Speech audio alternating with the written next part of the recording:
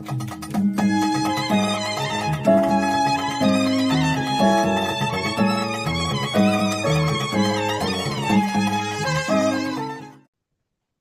back to another episode of Global Card Collectors. Today it is Will and I, who have not caught up for a while, but had busy lives, no card shows, but planning in the background and That's taking right. care of business on the home front, I'd say, both of us.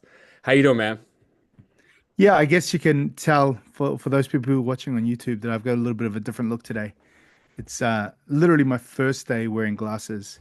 Had a few health issues, and one of the things that I've had to deal with is kind of blurred vision, but the glasses have made a world of difference today, which is very interesting, I guess. How about yourself, buddy? You look sharp. I like the glasses. Looking Thanks, good. man. Yeah. Uh, Good. Yeah, it's like birthday month here. So my son turns his birthday's 2 days after mine. So we had a party last weekend for him and his school friends, and next weekend you'll be coming over for a joint party at ours, Oh yeah. Oh yeah, poolside. looking So forward to that. looking forward to that. And yeah, so I love April. NBA playoffs started. Ooh,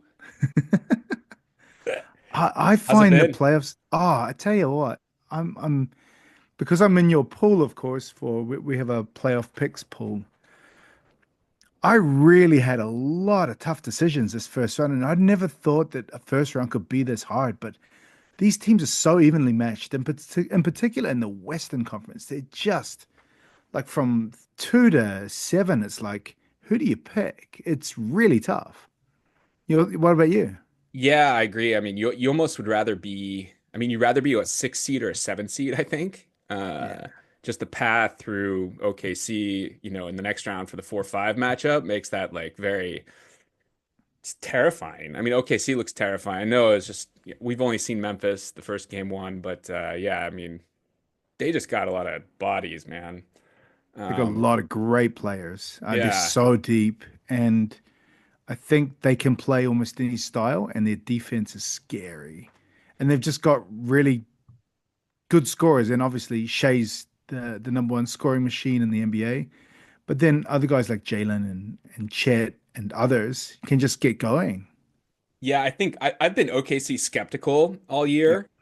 But now that it's here, I think I've just been skeptical as like denial. Yeah. So yeah, I Yeah. mean, I'm Nathaniel. You might win this one. We kind of had a side one on this. Anyway, yeah, yeah, they're so closely matched. I mean, I guess Knicks, Pistons is interesting, right? That's the only really good one in the East. Well, I picked the Pistons to win in six. I double checked. I was like, oh, I did go with them. Good, because I like rooting for them actually. They're a real tough team, and I think as the series progresses, I'm hoping that their toughness wears out guys like Carl Anthony Towns, like it did last night. So we'll see. I think by the time this records, we might be into game four, maybe of that series. Yeah, But we'll see how it all goes. But after game two, the Pistons look like they could win the series if obviously a few things need to go their way.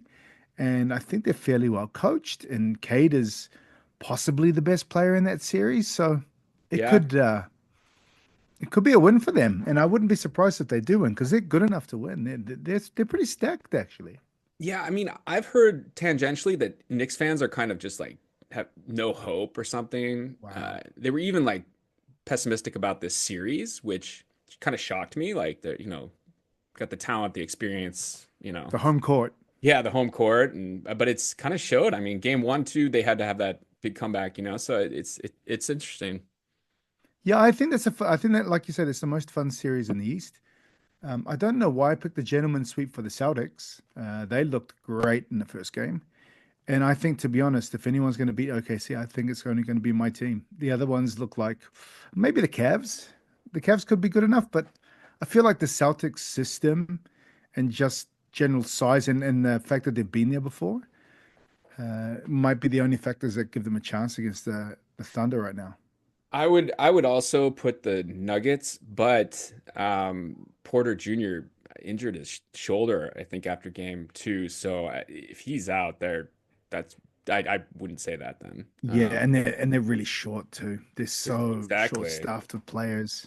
Yeah. And Porter Jr. wasn't even playing that great in game one, and he had a decent game two, and when he had that spill at the end of game two, it didn't look good. No. So yeah, I agree with you. I mean, Boston, they'll give one away. Don't worry. They always mess around. That's right. You know that as a So Celtics that's why I fan. picked them in five. Yeah, I did too. Yeah. I mean, they should be picked in four, but yeah. Um, What about the other series? I think for mine, just because of the timing and being able to watch the games, being able to see that Clippers Nuggets game live this morning, which is a few days before airing, was a lot of fun. I mean, how efficient is Kawhi Leonard? I think he shot 14 from 17 or 15 from 18. It's ridiculous. How good is that? yeah, he was 11 for 12 at one point I saw. Um, Wow. no, but they had to get that game, Hmm. given that performance and stuff. So awesome. Yeah. And it was just a fun back and forth. And was it like 18 lead changes by the end of the game? And a lot of guys just stepping up. Murray had a half decent game. Obviously, Joker's going to play great, but Kawhi was outstanding. I thought Harden could improve. Obviously, Westbrook had a great game one and not as great game two. So it's a fun series. I think that's for mine the most enjoyable to watch. But Same. all these other series are up for grabs in the West, except for the 1-8 seed. I think that one's done. Yeah, that is done. Uh, yeah, I agree. And the Lakers are tonight. We're going into game three. I mean, I'm or game two. I mean, I'm nervous. I mean, so I was going to kind of ask you, like, I mean, I'd say Luka's the only one in the playoffs that I collect that, you know, could do something cool. I don't think his values will be affected much either way, if you ask me, unless of course they like win it, which I don't think is happening. I think they have no chance to go all the way. Just with their deficiency in the middle and relying on Luka and LeBron's health and these things. But do you have any kind of card thoughts or guys you're kind of pulling for in that along those lines? Well, I guess I'd like the Rockets to do well. I don't really have many good Warriors cards. I think it's overdue that I get a nice Steph card. Um, but the Rockets I have are Armin Thompson and Alperen Şengün. Thompson doesn't look that great against a really couple of great offensive players, and it shows. I mean, he's a kid. He's still really young. Future is bright though. I think he looked kind of good. Yeah. I thought defensively though that like it's tough for him. Like there's another level that he needs to get to. So he ain't getting the defensive player of the year if you can't mess with those guys regularly and when it counts.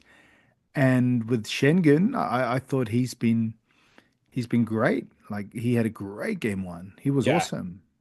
Yeah, you have a lot of Şengün. Uh Yeah. yeah, so we're pulling for him. Yeah, very true. Any Uh other players that you are surprised with or interested in over just these first couple of games of the playoffs? yeah, I mean as a Jokic collector, I mean I kind of like the silver lining is a loss would, you know, if he keeps he wins again, then the cards get even more expensive. So Yeah, yeah. maybe, yeah, maybe there'll be an economic downturn. I don't know. Um, and maybe that would cause card prices to drop. Then again, maybe card prices don't correlate to markets. I don't know. It's an interesting thought now because I feel like with market cycles, like the Pokemon cards are going through this new high point, and I thought the high point for them was around the pandemic, like us. But with sports cards in particular, it feels like we've had our high point, we've dropped about as low as we can go, and even though there is an economic downturn, it feels like the card market is not just solidifying, but actually kind of rising a little bit weirdly. That's how I would describe it. I think that's a good description from what I can tell. Yeah. And on top of that, it's like not as if this year's rookie class is any good. And the prices of these products are still really expensive, ultra modern stuff. But they seem to be, at least prices for singles seem to be holding pretty well.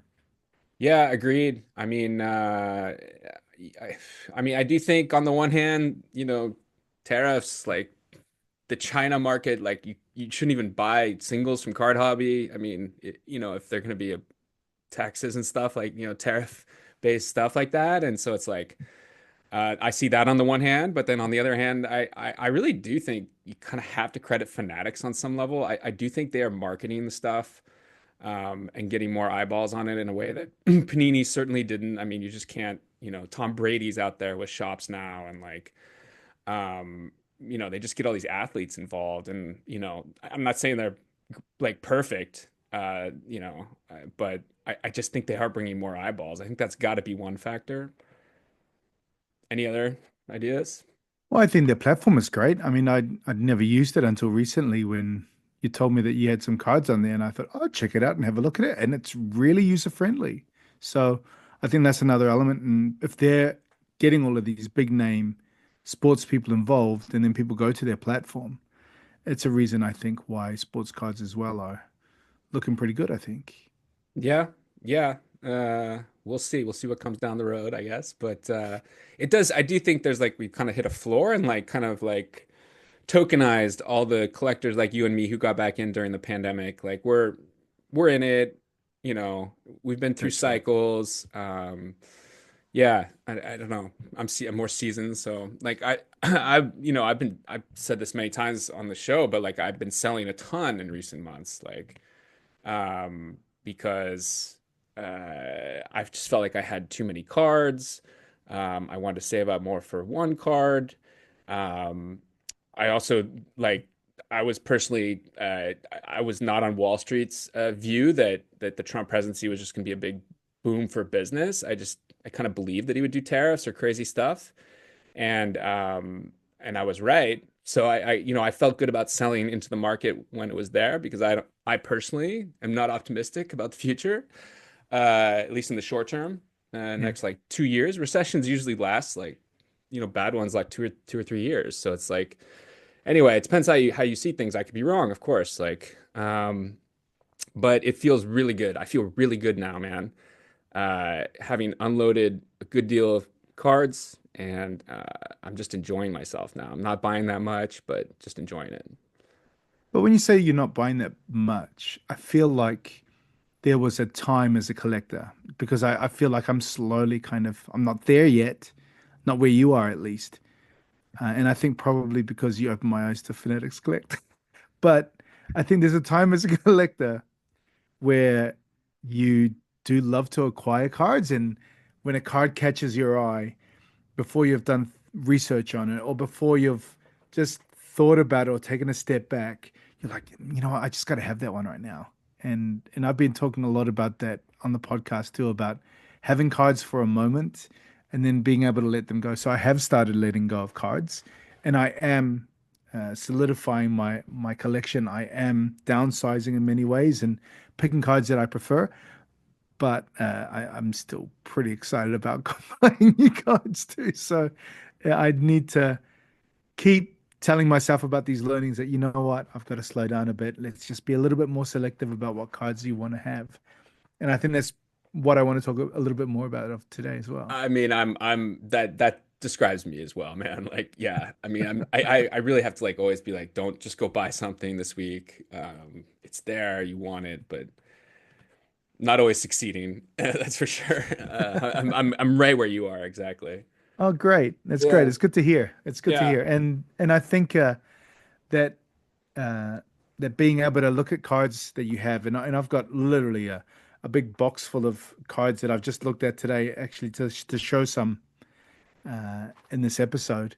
But just looking at a few, just going, man, do I really want that one? And I'm already starting to. That's the mindset rather than before. It's like, oh my, these are my cards now. This all belongs to me, and I'm so happy about it. But now I'm like, let's be more selective about what you want to keep. So it's been What's fun. catching your eye these days? To buy. Yeah.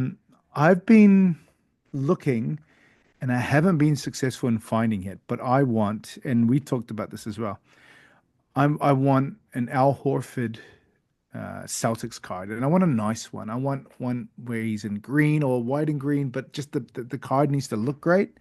I'd like it to have a patch on it if it can, and I'd like it to have an auto on it. And I think getting him in a Celtics uniform is going to be A, affordable, and B, the Al Horford that I appreciate because I love he's it. been a great soldier for the Celtics.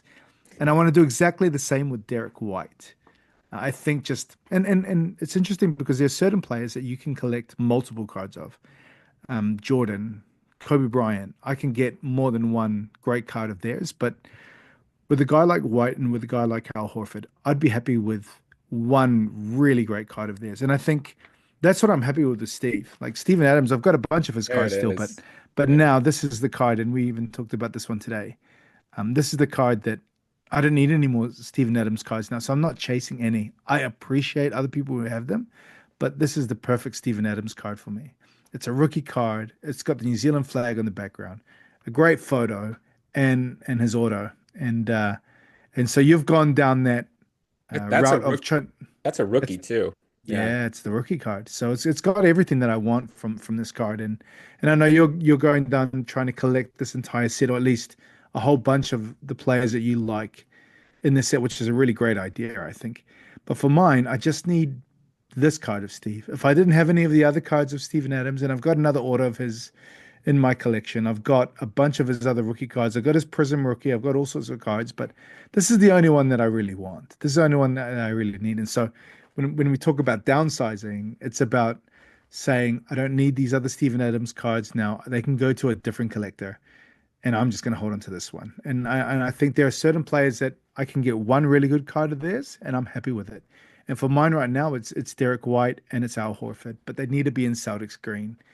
There's some amazing Like, Derek White rookie cards in his San Antonio Spurs uniform, and he's got this weird afro, and it's yeah, just yeah, like yeah. he's a great player, and I love him as a player, but he did his best damage for my team, so that's the guy. That's what I want him to be seen in. I guess it's the same for you and the way you feel about Sabonis as well. I guess, right? Yeah, very similar. I love Sabonis. Obviously, yeah. I mean, I always feel like I have to defend him to people. Yep. Well, we're in a common group with someone, but anyway, yeah. I mean, yeah, he's number 10. He just plays hard. Like honestly, I'm such a pessimist now. Like, look at me, but I'm like. I really think we're about to enter a Kang's era, like this quick hire of GM, like who's like an insider, has Vivek's ear, has been passed around the league. It's gonna get bad, I fear. Yeah. So I don't know. My Sabonis situation, I have a Court Kings card. Oh, but I can't show it. But I have a white sparkle prism of him in Hmm. his first Kings year in Prism, and it's awesome. It was like $18, and I just love it. So I'm set with him, kind of with that. I expect him to be off the Kings within a year, sadly. Would you would you like to have just one nice Sabonis card, or you would be happy with more than one of his? What's your thoughts on that? Because I mean, I feel like for mine, it's like I've been rooting for Derek White as my favorite Celtic for the last few years now.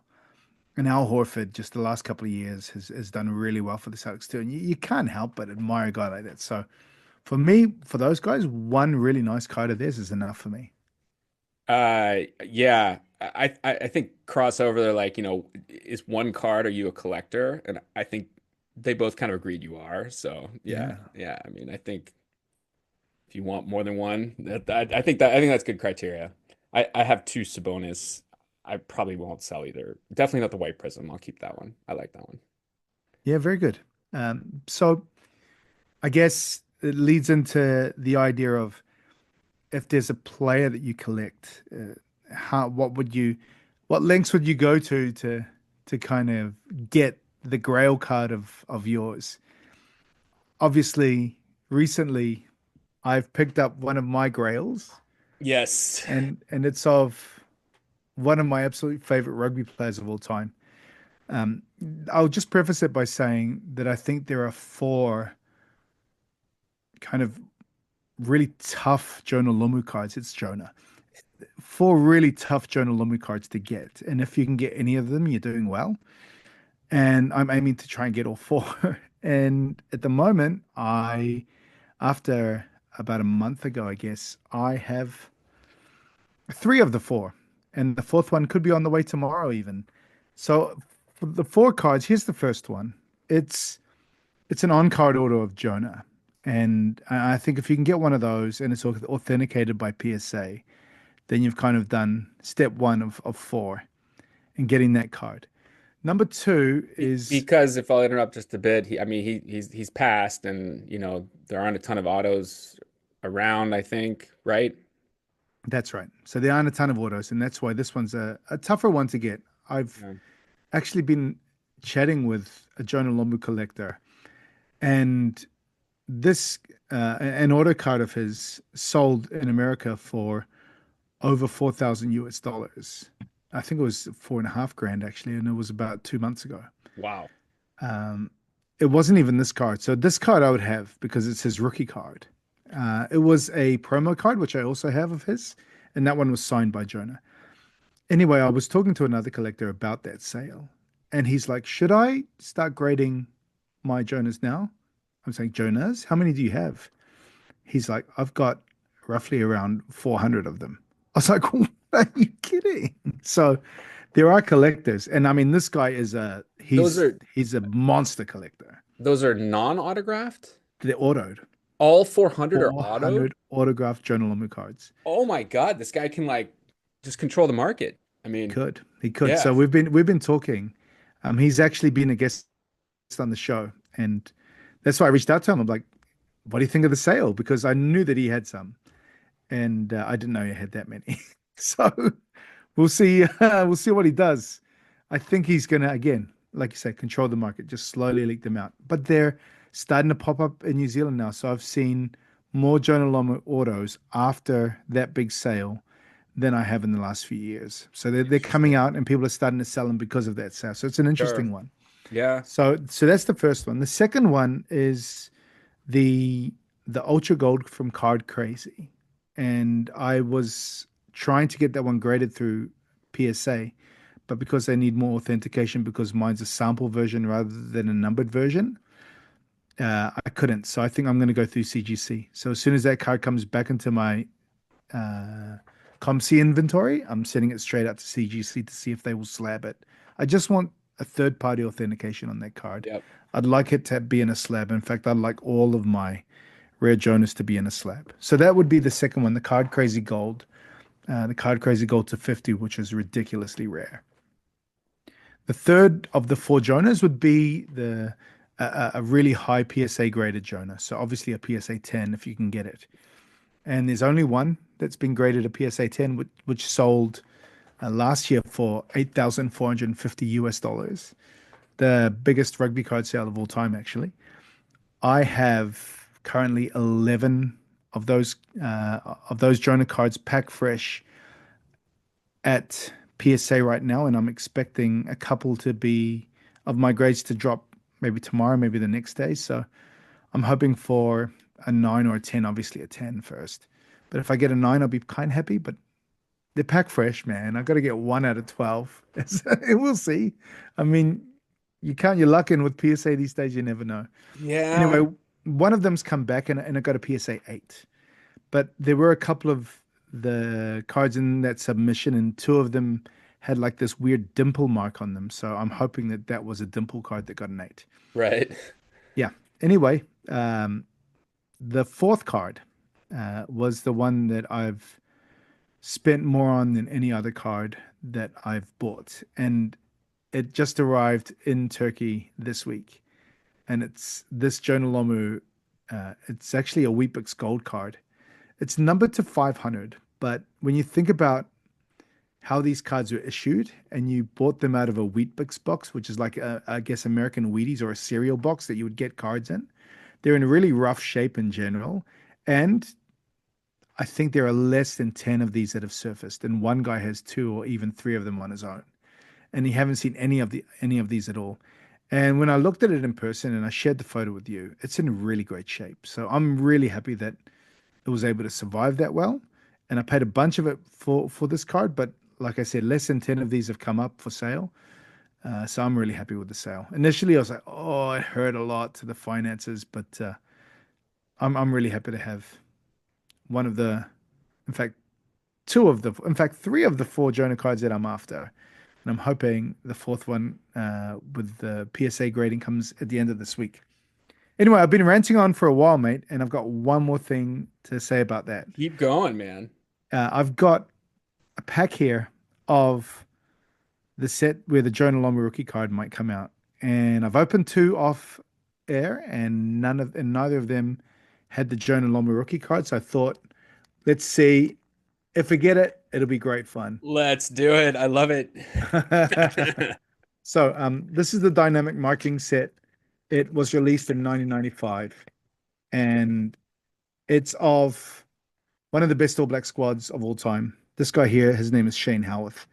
Pretty good player. He played for the All Blacks for a while, and then he actually changed countries and played for Wales for a few years, which was great. And he is an ex-local of my old school football club. This is, geez, I can't even read that name. That's Ron Jordan, who I don't know, obviously with black and white and very old footage. That's a long, long time ago, All Black. Oh, this is an insert card. So these cards come, I think, one in every 30 packets, something like Nice. that. Maybe even 20. It might be just 20. But it's Heroes in Black of an All Black called Zinzan who was really charismatic player and like a he's a kind of a jack of all trades, but he was a big player who could do all of the grunt work too. I mean, this pack, this dynamic marketing pack for those listening, I mean, they're the all blacks, so of course the bordering is black, and like Prism Black, like black is a nice card, especially if the player is black. I can speak from King's experience. They're good looking cards. 1995. So yeah, I do like the border on this one too. The black border, and then you have the silver fern just running down the side. This is Sean Fitzpatrick. That was the then All Blacks captain. He played almost 100 tests and was one of our all-time greats, a Hall of Fame player too. So obviously awesome. Kevin Skinner and Justin told me about this guy. He was a guy who basically the All Blacks brought in when he was years past his prime, but basically they brought him back to be an enforcer, and he hadn't played for a couple of seasons. But they said whenever you got at the bottom of a big pile up of players, you never got out without being beaten up by this guy. So he came in and he literally just threw punches in the games. That's what he was known for. So an amazing All Black player. And it looks like we are not getting Jonah in this pack, but these are two pieces of a puzzle card where there's a third piece that's missing, and it's two parts of the All Blacks versus Springboks. So I'm 0 for 3 on those packs. I've got seven left, and we'll see if we can pull a Jonah. Sounds good. For those interested in learning more, I would refer you to episode 5 of Global Card Collectors with Justin. He really dives in. This is a very early episode. It's great. I'll never forget it. He talks all about you guys talk all about the wheat bix, and I mean it's like he what did he buy like 10,000 boxes or something, and then he'd He give bought he, away the he bought a inside. he bought 1,000 boxes of these Weepics cards, Yeah, looking for these gold cards. yeah. Uh, he, he got none, and then I asked him, I'm like, Justin, what'd you do? What'd you do with all the Weepics? And he's like, well, I basically just repackaged them and just sold them and said, I've taken the cards out. And he sold them at, I think, I want to say 75% of their original value and was able to sell them back. And then he had all of these cards that weren't the gold card. So he made them into sets and he sold them as sets. So he had a zero-sum game just chasing the gold cards and he got none. And he had done all the math and he'd done all the work I out. And he's mean, just like, it sucks. There's a guy, he buys 30 packets and he gets one. And he's like, and there was another guy and he opened a packet and he got two gold cards and I've got none. It's like, oh, mate, that sucks. But he great was the one who, promo, man. Yeah, he was yeah, the, yeah, he was the one who got me into gold cards. yeah. So there are four gold cards. I haven't got the fourth one yet, but now I can chase that one. So there are four gold cards. This one was the first to 500, and then all the other gold cards are to 5,000. So there's a gold card next of Richie McCaw, Dan Carter, and Farrah Palmer. And I think I talked about those players as well down the line as how they are basically the top three male rugby players of all time. So yeah, rugby cards are amazing, and I love them. And Jonah's my guy, and so to chase his grail was the thing I needed to do. I love Yeah. it, man. I mean, you've done all this in like a year and a half or something. Mhm. Um, and you really capitalize on your time in New Zealand and like 100%. uh it's cool, man. Yeah, you have a great Jono collection. Yeah.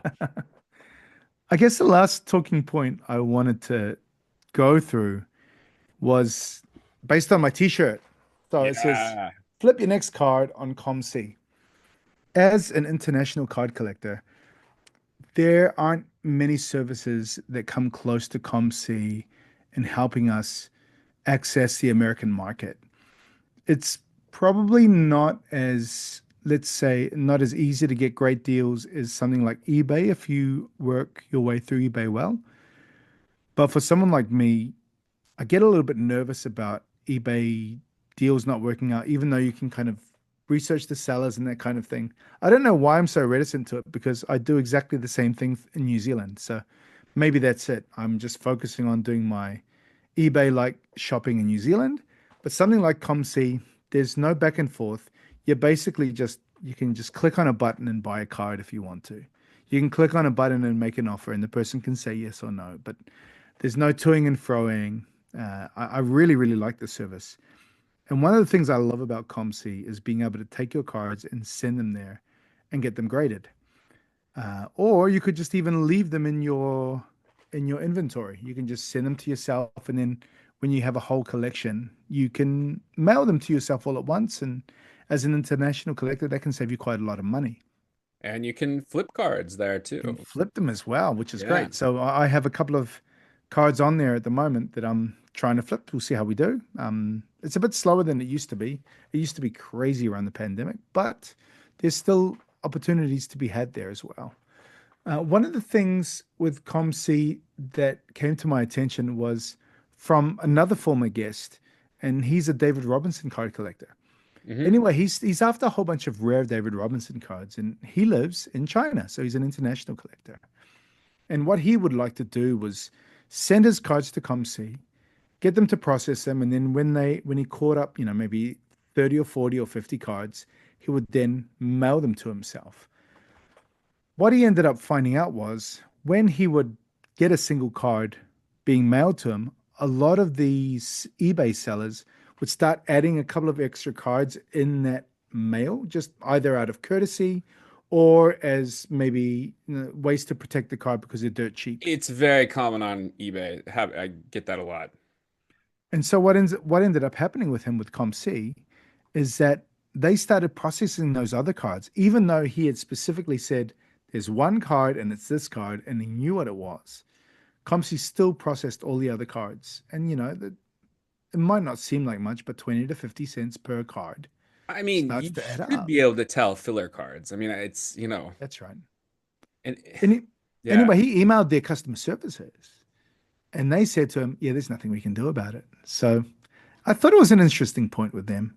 Overall, I'm very, very happy with ComC as a service, but it's something to keep in mind if you are wanting to kind of build up your mailing pile, send it to ComC, and then mail it to yourself later on if you're buying off eBay. So that's something to think about, I guess.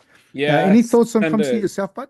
I would just say send a message to the seller if this is really how you do it. Like, yeah, send a message to the seller like, please no filler cards. Yeah. Um, uh, on my end, not that much. I don't know. I'm looking forward to our trade day on Saturday. Yeah. Um, that should be fun. Interact with the community and hopefully sell some cards and whatever. Hang out and otherwise, yeah, just been like listening to fewer podcasts, I'd say. Um, like crossover, I'm always good on. Iowa Dave has been great recently. Like definitely hit his last two episodes. He had this essay kind of episode two episodes back. Highly recommend that. Um, what else?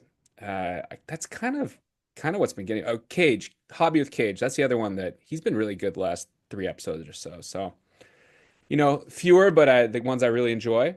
And Yeah, yeah, I'm just waiting for stuff to pop up. I did get back on card hobby. I had taken like a 9 month hiatus. Um, and of course when I go back on, I find these international treasures cards like there, like ones I've never seen on eBay, like on auction. I'm like, oh, here we go. I haven't bought anything yet though. I'm like very circumspect, just with the tariffs a bit, and also just like, yeah, I kind of thought I'd lost my job. I guess I still have lost my job here. I'm the Turkey representative for Voice of America. I work for a U.S. agency for global media, and Trump cut that, but they're so incompetent that they haven't cut my actual salary and job yet, even though I can't do anything because Voice of America is closed. So anyway, this whole background just to share with is kind of also why I'm not buying as much. Like, we're worried a little bit more about finances, and yeah, I mean it's a major hit in that regard. But um, yeah, I don't know. It's a nice place to be though, chilling out and not like going too crazy. If I see a Ronnie Cycli though, 2015 International Treasures. Anyone has one of those, please let me know. It's got the Lebanon. I'm quarter He's from Lebanese. Lebanon. Yeah. Okay. I Uh, was going to ask where's Cycli from? yeah, I lived in Beirut for like 6 months in 2007, like have family there. Like, so I want that Lebanon flag. It's the only one. So PSA to those out there looking for that. Nice. Um, yeah, man, anything else on your end? I can't think of anything specifically off the top of my head, except I'm looking forward to the card show, and I'm really looking forward to Germany. I think Yeah, both the card shows are going to be great. I'm looking forward to just interacting with the collectors, basically all the collectors that you've interviewed for the show. It seems like a whole bunch of them are going to be in Germany. I can't wait to meet them because I feel like I know them because like someone like Jamie, I've edited that video and watched that video and listened to the podcast on my way to work. So I feel like I know him as a person and as a collector. And the same with John. I feel like I know him too. He's been on a couple of times and done some really great deep dives into just those not Prism, those 90s Bob's Chrome Chrome. Yeah, yeah, basketball cards. Just yeah. so cool. So cool. So it's going to be fun to meet with those guys and to be able to talk cards with them and to just kind of geek out on cards over that time. But at the same time, I'll be looking for a couple of cards. If I haven't gotten an Al Horford or Derek White and they're there, I might have a crack at those. Or I might be looking at a nice Bill Russell order if they're somehow there. I mean, I guess I'm going to go into that card show as I talked with Justin with a few cards lined up in mind, but obviously with the with the mindset that I can be flexible as well.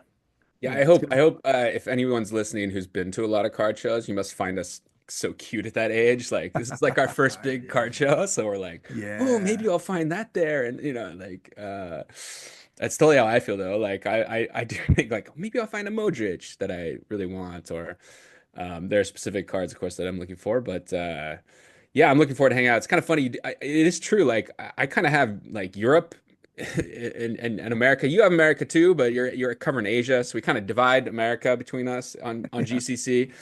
I'm more the European focus, and anyway, you got Asia Pacific definitely locked down, man.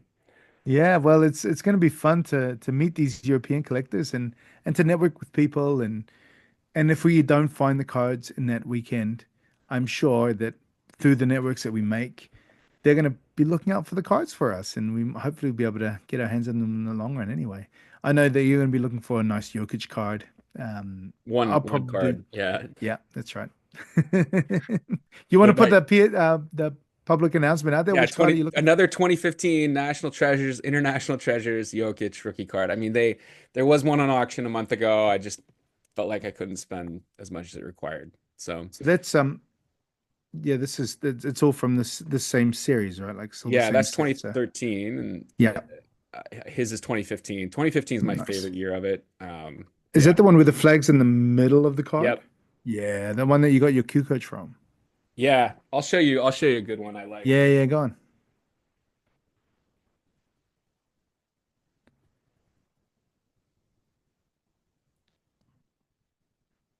And for those of you who are waiting, uh, no surprise at John's birthday, I'll be getting him a card. I don't think John's surprised by that. No, and happy about it. Yeah, Yusuf. That's Nurkic, right? Yeah, Yusuf Nurkic, rookie. It's Bosnian flag, like it's just, Nuggets colors.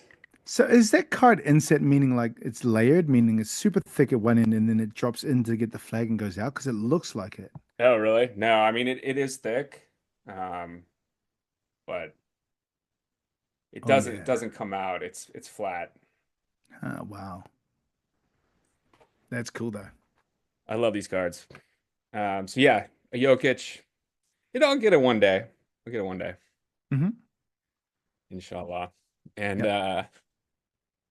yeah, some more of those. Cycly is the one I really, really want at this point. So yeah, And how much do you think that would sell for? Not so much, I Cycly would be assume, right? nothing. I mean, yeah, there's this card on eBay, like, it's a Bielitsa, Nemanja Bielitsa. Ah, yeah, you were telling me. Go ahead. Yeah, and it's like, I mean, the guy has it listed at 140 or best offer, and like Boban Bogdanovic sells like his out of 10. It's out of 10, and it has the inscription on it. So on Boban's, it's Bojan. Pardon me. It's like Croatia, right? Hmm. So this one has Serbia written on it for Bielitsa. It's out of 10, pretty cool, with the auto. And he just wants like more than I should pay for it. The Bojan went for 60. So like no one's gonna pay that much money for a Bielitsa card. Like I just don't, like anyway, it's frustrating. Especially when you don't know if that's ever going to turn up again, too, because you just, those cards are getting older and you just don't, you see them few and far between. You're like, come on, man, just be reasonable. If you put in a reasonable price, you get money. I I don't see what the know. problem is. I mean, we'll see if I, I just put a timer on myself because this will come out on Saturday. So if I don't if I want to still be there or something, but I don't think anyone really wants to spend $100 on a Bielitsa card. Like, just don't think No, so. Yeah. no, it's still going to be there. Yeah, it's still gonna be there. Like, I Jesus. think that's the question that I have as well. Um, Obviously, Bielitsa's time in the NBA is finished, unless he makes some miraculous comeback like a Dario Saric and somehow gets on at the end of a bench. But I think his time's done. Yep. But not just about careers being cut short, but like careers ending. Sometimes that's a better time to buy players' cards too. Not all the time, but I'm thinking if, for example, in the next 2 years I don't get a Derek White Celtics card, I'll be able to pick it up dirt cheap in a couple of years' time, I assume. Yeah. Time is on your side with Non-star non-stars, players. let's say. Yeah. Yeah. Yeah. Um, Which unless I found interesting about your episode with gold cards. And you were talking about how there are certain players who you thought were super high on their prices. And I think one that stuck out to me, just because I like him right now, is Dyson Daniels. And nothing against the guy. He's playing great basketball. Like he's up for most improved player. He's up for defensive player of the year. He's doing wonderfully well this year. And I think the thing that I like about him is that in year one in New Orleans, he was almost cast aside after a season, and it felt really unfair. I was like, oh, okay, he's not that good. They must know. So I assumed. right. And then you get him to Atlanta, and he's just actually he's a really great player. Let's see how he rolls. And he's been incredible.